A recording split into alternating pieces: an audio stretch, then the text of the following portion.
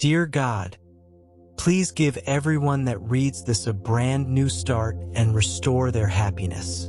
Let their best days be ahead of them. God won't always shout when someone isn't meant for you, but He will show you. The question is, are you paying attention? Not every closed door is rejection. Sometimes it's protection. And if you keep forcing what God is trying to free you from, the consequences will hurt more than the separation. Here are 5 biblical signs someone isn't meant for you. They pull you away from God, not closer. 2 Corinthians 6 verse 14. Do not be yoked together with unbelievers. If they weaken your walk with God, they're not your kingdom partner. There's constant confusion, never peace. Corinthians 14:33. For God is not a God of disorder, but of peace. If anxiety and uncertainty dominate the relationship, God's not the author. Their fruit doesn't match their words. Matthew 7 verse 16. By their fruit you will recognize them. Don't fall for promises, watch their patterns. They hinder your calling. Galatians 5 verse 7. You were running a good race. Who cut in on you? If your spiritual growth slowed after meeting them, that's not a coincidence. You have to compromise your standards to keep them. Proverbs 4 verse 23. Above all else, guard your heart. Love that costs you your convictions isn't love, it's bondage. God's warnings rarely come in lightning bolts. They come in small signs, repeated patterns, and a spirit that feels unsettled. If you've been asking God for a sign, this is it. If you're ready to stop ignoring the red flags and finally heal, comment the word heal below, and I'll help you take your healing journey to the next level. I didn't meet God in a church pew. I met Him in the silence of my suffering. I used to think you had to feel holy to encounter God during worship, on a church stage, when your faith felt strong. But God met me somewhere else. In the pain I didn't post about. In the nights I cried myself to sleep. In the silence I thought He had abandoned me. It wasn't in the spotlight.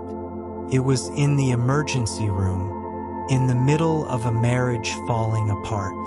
When the bank account hit zero. When the depression wouldn't lift. That's where I heard Him, not loud, but real. Not flashy, but faithful. He didn't demand a perfect prayer. He didn't wait until I was strong.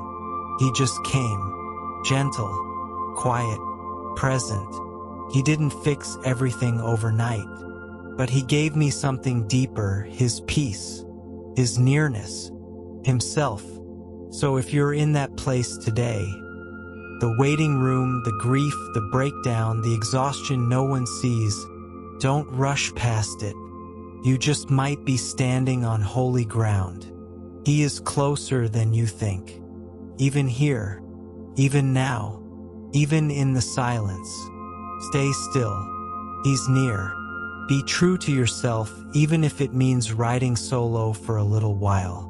The right people will come through eventually. Beautiful things happen when you distance yourself from negativity. You know why God closed that door? He knew you deserved more than what was behind it. You're not stuck. God is holding you in place until the right path is ready. The reason it ended so suddenly is because God didn't want you going back. You know why they walked away? God made room for who's meant to stay. You didn't lose anything.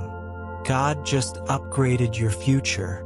The reason you're still standing is because grace never let you fall. You know why it's taking longer?